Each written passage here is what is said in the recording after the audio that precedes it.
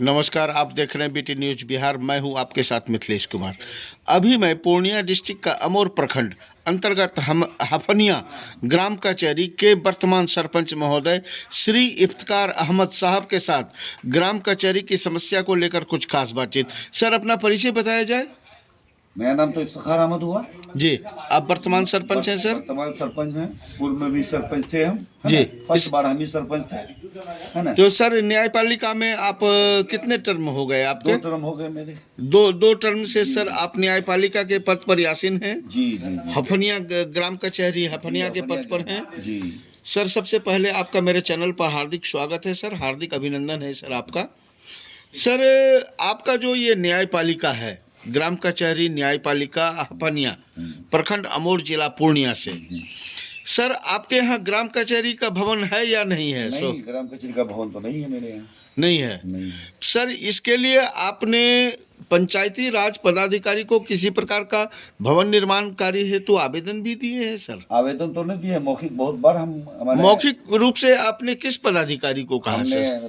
प्रखंड पदाधिकारी को भी दिए। प्रखंड विकास पदाधिकारी अमोर अमोर को दिए। जी। उसके बाद फिर हमारे यहाँ वो DPRO हैं मैडम, जी मैंने पंचायत राज पदाधिकारी, जी, उनको दिए।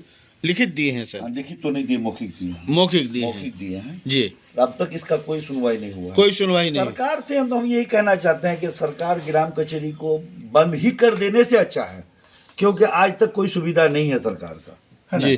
कोई सुविधा अब तक हमको नहीं दिया, क्योंकि हम शुरू से हम हैं, जी। है ना? 2006 में भी हम बने थे, जी। है ना? जी। अभी भी हैं, है ना? जी। तो सरकार का कोई सुविधा नहीं है। सर, सरकार ग्राम कचहरी को ऐसे लेके चल रहा है ना? मनमाने ढंग से। अब यही बात सोच लीजिए ना, सरकार हमको कह रही है कि हम माने ग्राम कचहरी के सरपंच हैं, हम न्यायपालिका हैं, है ना? तो हर तरह की सुविधा होनी चाहिए। अब एक सरपंच थाना में जाए, थाना में कोई रिस्पॉन्स नहीं मिले सरपंच को। सर, सरपंच तो मजिस्ट्रेट के रूप में जाना है। सरपंच तो मजिस्ट्रेट होता है। जी बिल्कुल है, एकदम मजिस्ट्रेट है ही। जी। लेकिन सरकार का ये हाल है कि कोई सुनवाई नहीं है सरपंच का। सरपंच का सुनता ही नहीं है कहीं कोई। सर, आपके अधीनस्थ एक सरकारी वकील भी है सर, जिसको न्याय मित्र के तहत न्याय मित्र भी है मेरे। है सर? जी है। लेकिन सर, आप जो ग्राम कचहरी चलाते हैं वो कहाँ चलाते हैं, कैसे चलाते हैं? हम यहाँ दुल्हानगंज हटिया पर चलाते हैं। हाट पर, भाड़े पर? हाँ। भाड़े पर तो नहीं है कहिए, वो है कुछ मकान उकान है हमारे यहाँ सरकारी सब। जहाँ जिस वक्त जहाँ मन हो जाता है बैठ जाते हैं। कोई तो मकान है नहीं हमको, सरकार तो कुछ दिया नहीं है। तो सर ऐसे में आज तक एक कुर्सी नहीं मिली है हमको। जी। अब ये बात सोच लीजिए जी, मेरे ग्राम कचहरी में एक चेयर तक नहीं। हमने इस मामले में लिखित भी था, प्रखंड पदाधिकारी को दिया था। कब दिया था सर आपने? हमने यही अब कहिए ना 2022 में लिखित दिया है? जी, लिखित दिए प्रखंड पदाधिकारी को। लेकिन कोई सुनवाई नहीं? कोई सुनवाई आज तक नहीं हुआ। हमने मौखिक कम से कम 100 बार प्रखंड पदाधिकारी को, प्रखंड विकास पदाधिकारी को बोले कि मेरे पास कोई सुविधा नहीं है, बैठने का कोई सुविधा नहीं है, हम ग्राम कचहरी चलाएंगे कहाँ? वो बोले कि आप पंचायत भवन में चलाइए। अब मेरा पंचायत भवन का हाल जर्जर है, पंचायत भवन के लायक है नहीं है। नहीं है। सर, आपको जो कागज कलम के लिए 4000 रुपये दिए जाते हैं, हाँ हाँ, क्या वो आपको उपलब्ध हो पाते हैं सर? अब तक तो नहीं उपलब्ध हुआ है। नहीं हुआ आज तक नहीं। सर, फर्नीचर के नाम पर क्या है आपके यहाँ? कुछ नहीं, मेरा जीरो। रात्रि पहरेरी की क्या व्यवस्था है सर? कोई व्यवस्था नहीं है रात्रि पहरेरी की। तो सर, आपका ये न्यायपालिका जो है हफनिया जी, ये तो पूर्ण रूप से सर विवाद के घेरे में घिरा हुआ है। एकदम विवाद के घेरे में घिरा हुआ। तो सर, ऐसे में जो सामने में विधानसभा का चुनाव है, आप जैसे जनप्रतिनिधियों के सहयोग से कोई सर विधानसभा को जाएगा जी, तो इस पर आप क्या कहना चाहेंगे सर, सरकार के विरुद्ध में? हम तो इस बार ऐसा कर्मठ प्रतिनिधि बनाएंगे जी, है ना, जो हम लोगों की मांग को विधानसभा में जम के उठाए जी, और वो बोलने वाले माने काम करने वाले विधायक हो, जी, न कि सिर्फ बोलने वाले। जी। बहुत सारे विधायक हैं हमारे यहाँ के। काम करने वाले विधायक में से तो सर जलील मस्तान का नाम पहला आता है जी, जो आज उनके द्वारा क्षेत्र में बहुत सारे काम किए गए हैं। मस्तान की आपको हम बता रहे हैं, जलील मस्तान 85 में इंडिपेंडेंट विधायक बने जी। बेचारे को जितना भी फंड मिला है ना जी, उस फंड का हमारे एरिया में इस माने अमोर विधानसभा में जी हर जगह माने कच्ची रोड का काम हुआ, है ना। जी पहले वो कच्ची रोड को कंप्लीट किए जी अपने फंड से जितना जितना तक हुआ। जी फिर पुल पुलिया का थोड़ा सा काम किया गया, जी है ना। तब पुल पुलिया हुआ, तब फिर भी आया आप क्या प्रधानमंत्री रोजगार योजना। जी प्रधानमंत्री हुआ तो सारा मेरे यहाँ, अब सोच लीजिए ना, ये हम लोग दो नदी के घेरे में, एक इधर पूरब से मानंदा, जी पश्चिम से कनकई, जी बीच में हम टापू में हैं, टापू में है। टापू में हैं। लेकिन आप मेरे यहाँ से निकलिए, आप मेरे घर के बगल में आपको एक तो रोड मिलेगा अभी यहाँ, है ना। जी इस रोड से निकलिए, आप कहीं भी यहाँ से जा सकते हैं, पूर्णिया जाइए, किशनगंज जाइए, कहीं। अब पूर्णिया जाने के लिए थोड़ा सा हम लोग को परेशानी है, पुल तो बन रही है, जी पूर्णिया जाने की परेशानी है, रौटा होके भी रोड है, कहीं से भी जा सकते हैं। जी ये देन हमारे मैंने अब्दुल जलील मस्तान का देन है ना। उनके साथ हम बहुत पहले से हैं। जी अब ये खाड़ी पुल का मामला जो है, जी खाड़ी पुल का मामला बहुत लोग बोलता है कि हम किए, सब अपना अपना क्रेडिट लेना चाहते हैं। जी लेकिन ये स्टार्ट कैसे हुआ, उसका जड़ को आपको हम बताएंगे। जी बोलिए सर। उसका जड़ ये है कि ये पुल जब माने हमारे विधायक जलील मस्तान जी जी लाए इस पुल को, इस पुल में एक मेरा हपनिया धार भी है।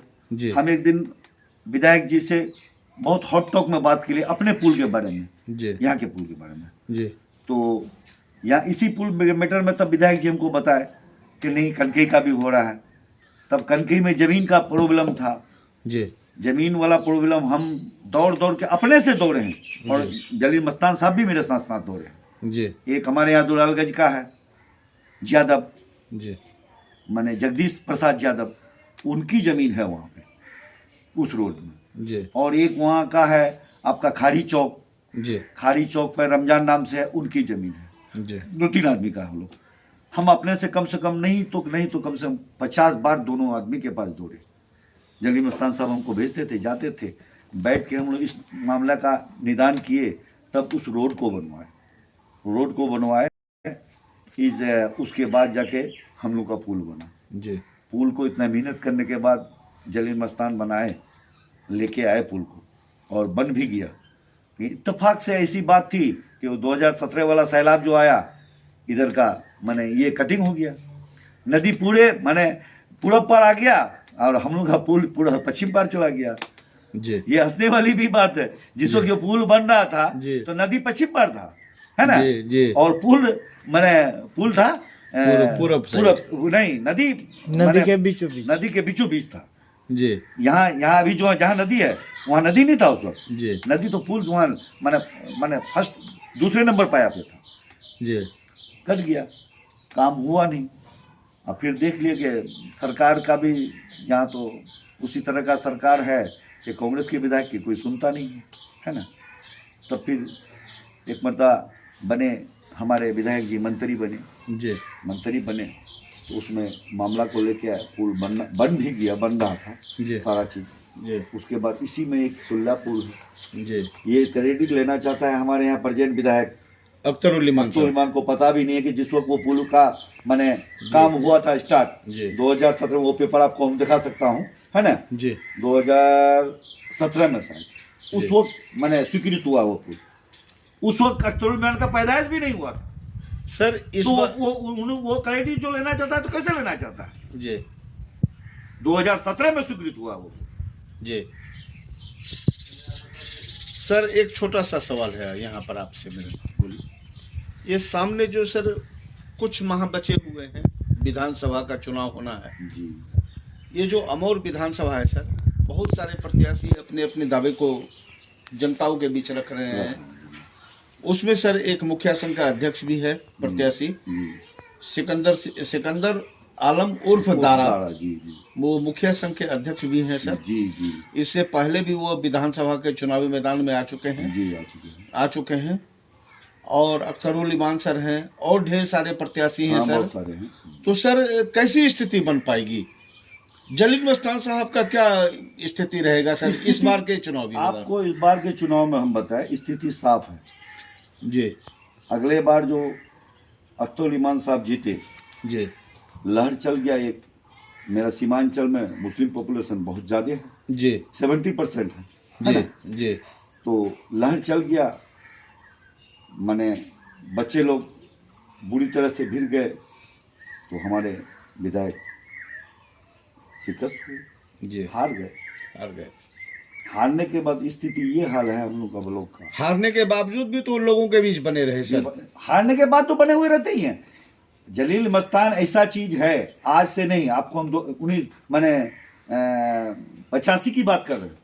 85 से लेकर अब तक वो कभी घर में बैठ के नहीं रहते हैं, लोगों के बीच में रहते हैं। जी लोग जो इतना वोट देते हैं उसका पॉकेट वोट है ना, जी उसका 40 से 50,000 वोट कहीं जाने वाला है, वो किधरों भी कन्वर्ट कर सकते हैं। उसका हर वोटर वर्कर है, हर वोटर उसका वर्कर है उसका, जी है ना, उसका अपना पॉकेट वोट है ना। इसीलिए इत्तेफाक किस्मत उस तरह का था कि वो इस बार हार गए, लेकिन वैसी बात नहीं है। अभी तो फिर सक्रिय है फील्ड में। जी लोग कह रहे हैं कि उम्र हो गया। अरे भाई, एक विधायक को उम्र से क्या मतलब है? क्या मतलब है? क्या मतलब है? विधायक का काम हल जोतने का थोड़ा है कि वो हल जोतने के लिए जाएगा, तो उसको ताकत होना चाहिए बॉडी में। अरे उसका तो कलम चलेगा ना जी, उसका तो हर चीज में कलम चलेगा ना जी, उसका पीए है, सब है काम करने वाला। हमको आदमी चाहिए काम करने वाला, जिसको इस माने अमोर विधानसभा का गली गली मालूम हो। जी अख्तुल ईमान हमको कह सकता है कि उसको कौन सा गली मेरा माने कच्ची है और कौन सा गली पक्की है, कह के दिखा दे वो हमको। और जलील मस्तान को आप जाके ये बात पूछ लीजिए, है ना, कि माने कोई भी गली उसको आप बता दीजिए कि वो गली पक्की है कि कच्ची है।